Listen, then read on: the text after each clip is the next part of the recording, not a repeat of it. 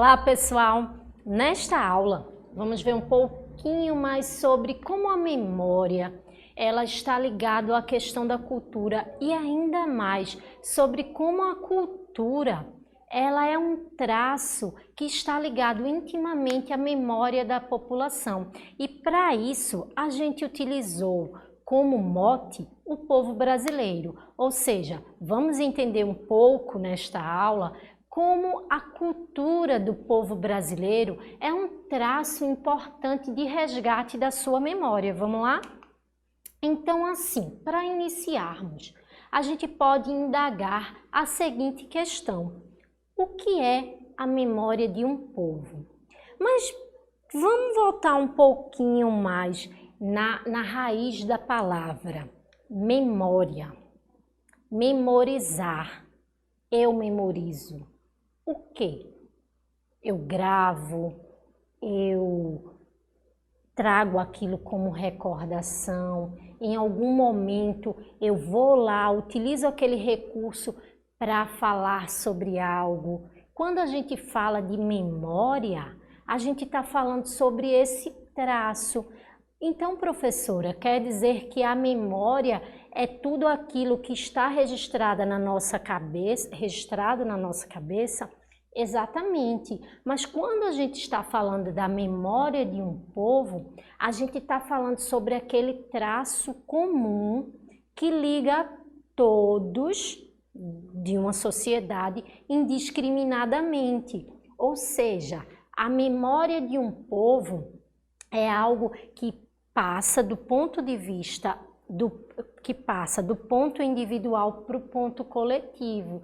Então, a memória do povo pernambucano é um traço que é comum a todos que moram aqui nessa faixa de terra.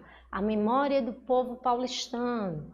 Aí outras comunidades não podem conhecer? Não, claro que pode. Mas quando a gente está falando de memória de um povo, a gente está falando sobre um traço que constitui a identidade cultural daqueles indivíduos, seja individual ou coletivo. Então, dá para a gente compreender, quando estamos discutindo sobre memória do povo, esse traço que passa do individual e une a todos, certo? Então, a cultura brasileira, como todos nós sabemos, ela é diversa, né? Em outras aulas a gente já discutiu sobre a riqueza cultural do nosso povo. Dentro da nossa memória coletiva do grupo, ou até mesmo da memória individual, quando a gente vai fazer esse resgate sobre a cultura do nosso país, a gente vai observar que, dada a dimensão continental desse espaço geográfico, em qualquer latitude, ou seja, em qualquer espaço, a matriz étnica da nossa população influenciou diretamente essa memória e essa memória coletiva da nossa cultura. Como assim, professora? Vê só. Antes dos portugueses aqui chegarem para colonizar, lá em 1500, já existia um povo que habitava praticamente, boa parte dessa região litorânea aqui, ó, toda essa costa litorânea, que eram os nativos, né, os povos indígenas.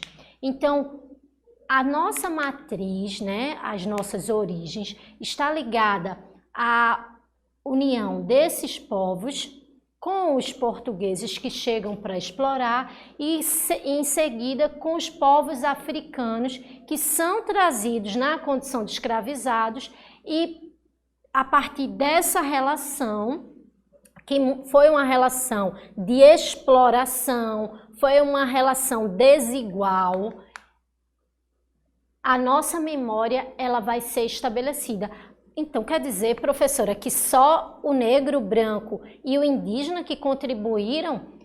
Eu não estou dizendo isso, eu estou dizendo que essa tríade, ou seja, esses três, esse grupo, é a matriz, é o que origina, dá origem a cultura brasileira e as nossas memórias. No entanto, posteriormente, outros povos trouxeram as suas culturas e contribuíram para essa diversidade na nossa construção de memória para a população brasileira, certo?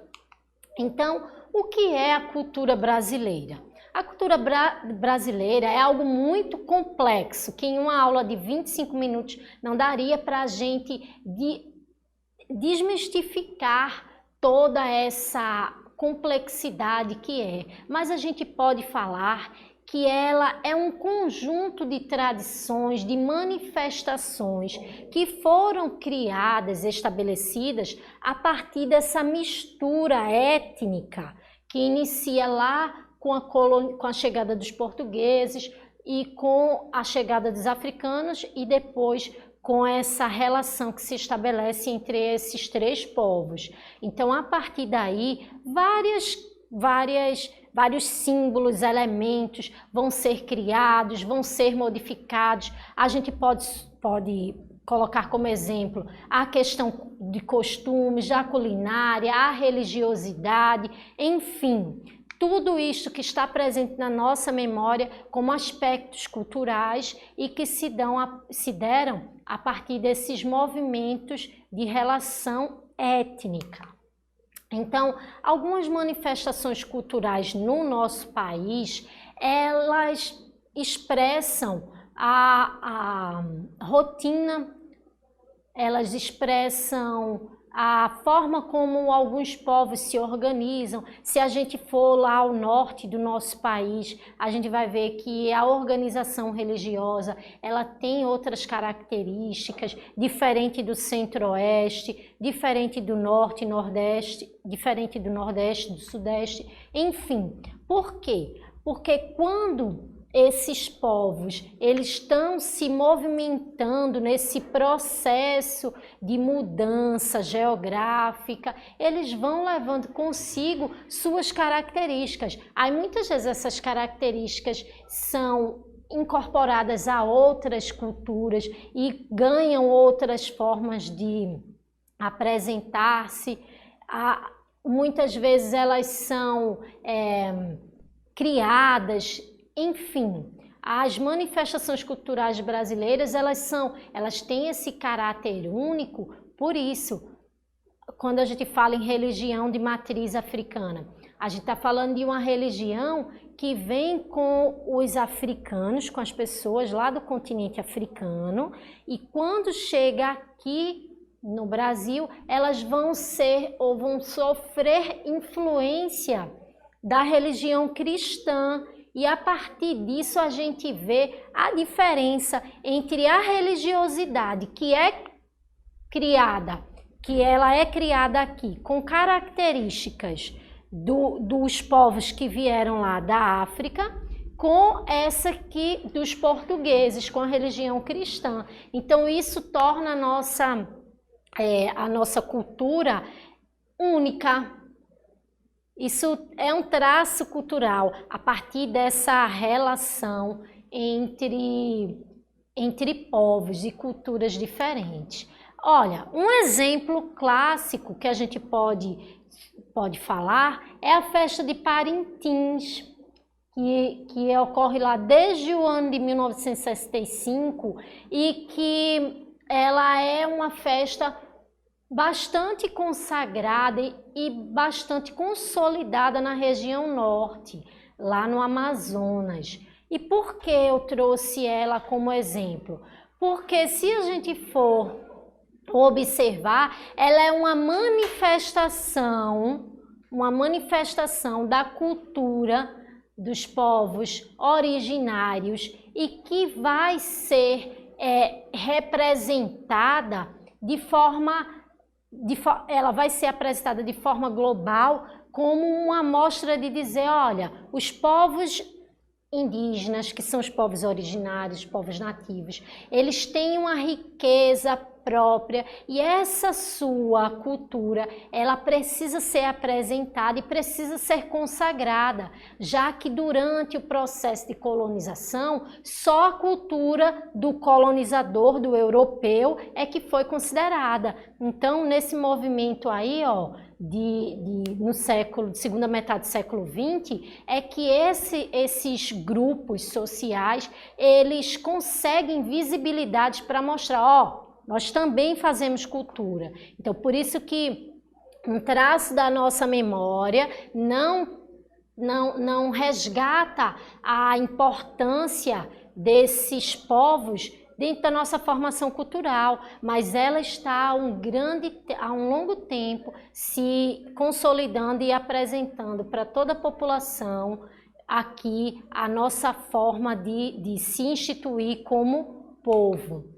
As festas juninas, que são típicas da região Nordeste, ou que elas são muito importantes para a região Nordeste, seja do ponto de vista cultural, seja do ponto de vista econômico, são tradições que também se estabeleceram e que nasceram a partir dessa relação entre os povos. Porque o que é que são as festas juninas? A celebração na religião católica ou na cultura religiosa cristã de 3 santos que são importantes para esse movimento aí de passagem religiosa.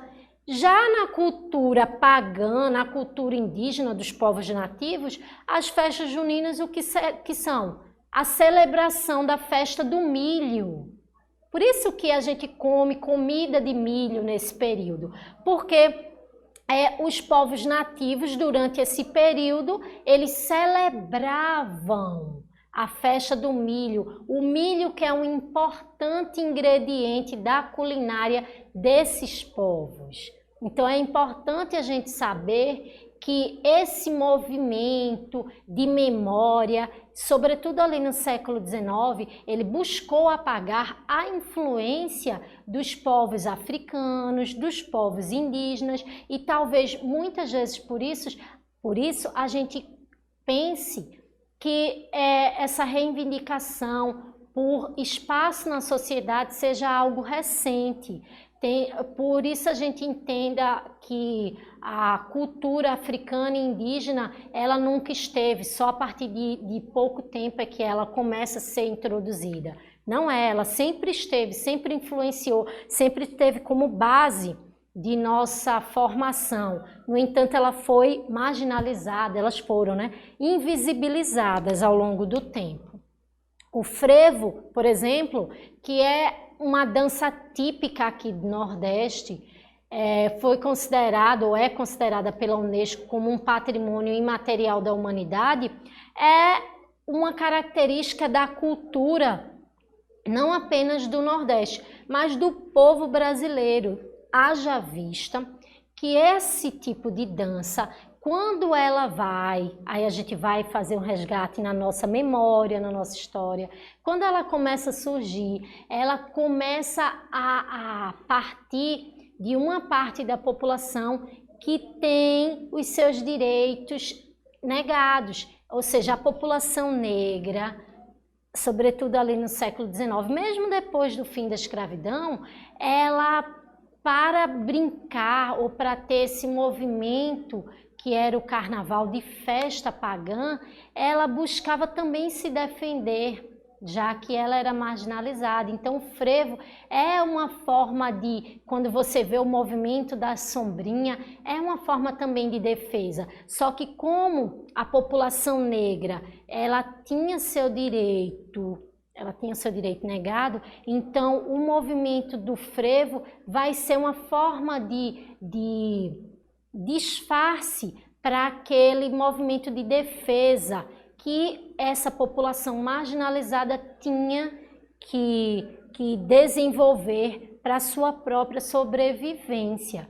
Então, a gente pode caracterizar o frevo não apenas como um aspecto ou como uma dança típica cultural, mas como um movimento histórico importante para que essa parcela da nossa população conseguisse socialmente ser integrada. Dentro dessa formação da nossa cultura, a gente pode citar que esse movimento pelos diversos grupos étnicos aqui, eles foram importantes, mas que, sobretudo ali durante o finalzinho do período imperial, eles começam, sobretudo a partir de 1889, quando está se instituindo o Estado-nação, eles começam a reivindicar o que é importante para a nossa memória. Então, qual é o aspecto da nossa cultura que é importante ser lembrado? Então, nesse processo, aí mais uma vez é descaracterizado movimentos culturais como os de influência indígena, como os de influência africana, porque eles não estão ou eles não são para os povos que dominavam ou que detinham poder, né, para os grupos sociais que detinham poder, importantes de serem lembrados. Então, nesse mesmo processo, você vê que quando os imigrantes, sobretudo europeus, chegam aqui no Brasil, a partir da segunda metade do século XX, eles vão para as lavouras de cafés trabalhar, eles têm sim os seus direitos atendidos ou respeitados. As suas culturas, elas são consideradas expressivas, importantes e passam a fazer ou incorporar um traço importante para a nossa memória. Então, por que eu estou falando sobre a influência dos imigrantes como uma coisa ruim? Não, pelo contrário, a gente pode sugerir que essa intromissão de imigrantes europeus aqui na primeira metade, segunda metade do século XX, ela foi muito importante para essa diversidade que hoje compõe a região sul e sudeste, por exemplo. No entanto, a gente pode fazer essa análise comparativa sobre como as culturas são consideradas mais importantes e marginalizam outras. Isso é que é errado nesse processo de movimento histórico e social. Então, pessoal, nesta aula a gente pôde ver um pouquinho mais da importância que se tem em compreendermos como a memória ela é manipulada de um grupo que detém o poder em detrimento de outro, mas, sobretudo, fazer esse pequeno resgate sobre a importância de dois grupos étnicos e culturais que contribuíram muito para a história do nosso país, para a nossa formação e nossa memória, e que ao longo do tempo foi marginalizado, mas vem aí nesse processo evolutivo de busca pela sua consolidação. Então, a gente se vê numa próxima aula aí falando um pouquinho mais sobre história, ok?